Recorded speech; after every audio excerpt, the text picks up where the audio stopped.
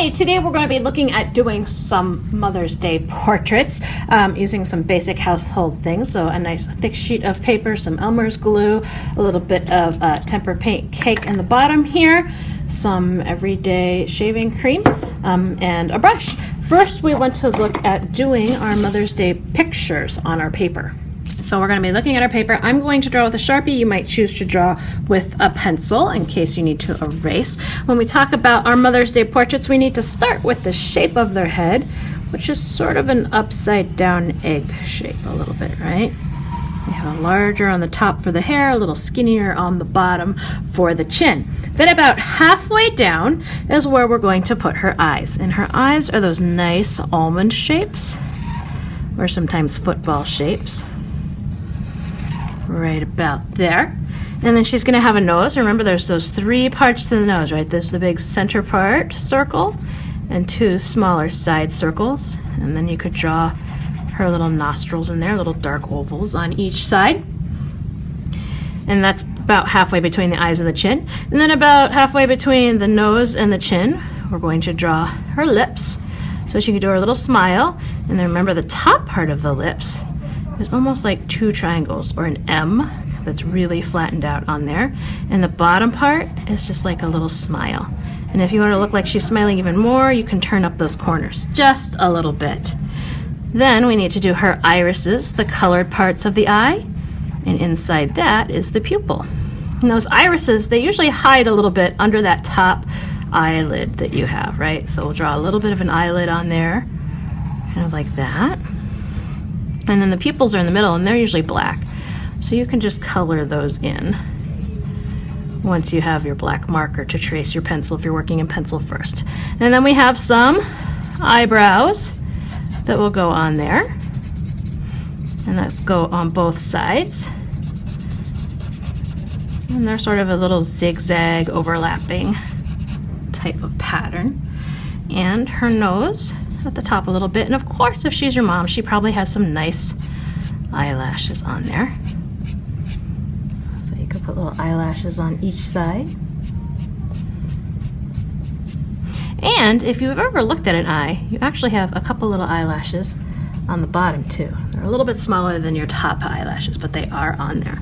And then she's going to have some ears, and your ears start at your eyes, and they actually go pretty far down towards your nose and your mouth. And since we're seeing them from the front, we really don't see much of the ears, just a little bit of a curve on each side. If your mom wears earrings, maybe you give her some earrings to wear. I know, she looks a little goofy because she's bald right now. We're gonna add her hair on next. So then if we're looking at adding her hair, you'll have to remember if she has short hair, long hair, curly hair.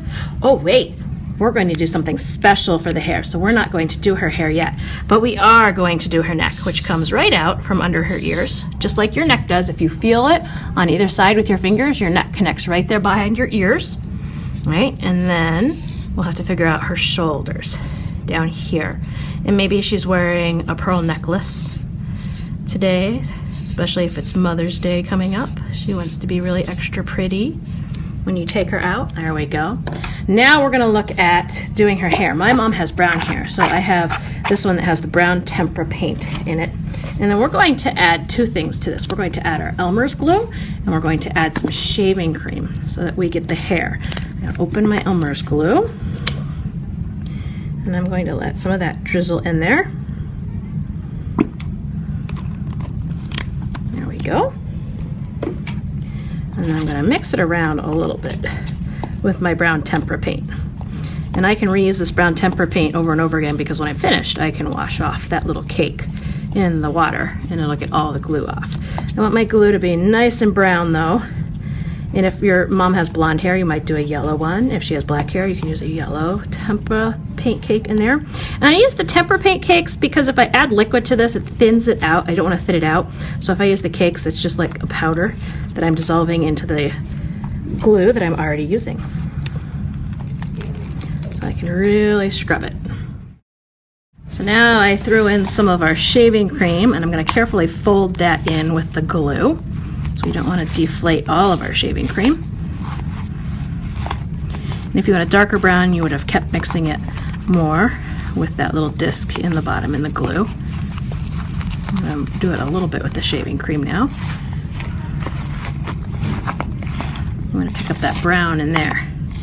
So now you can see, kind of have this fun, puffy, gluey, sticky shaving cream thing going on. See how it sticks to my brush? And I'm gonna start putting some of that on my mom after I color her in. So let's take a look at the coloring part. I think I'm just going to use some chalk pastels to color her in.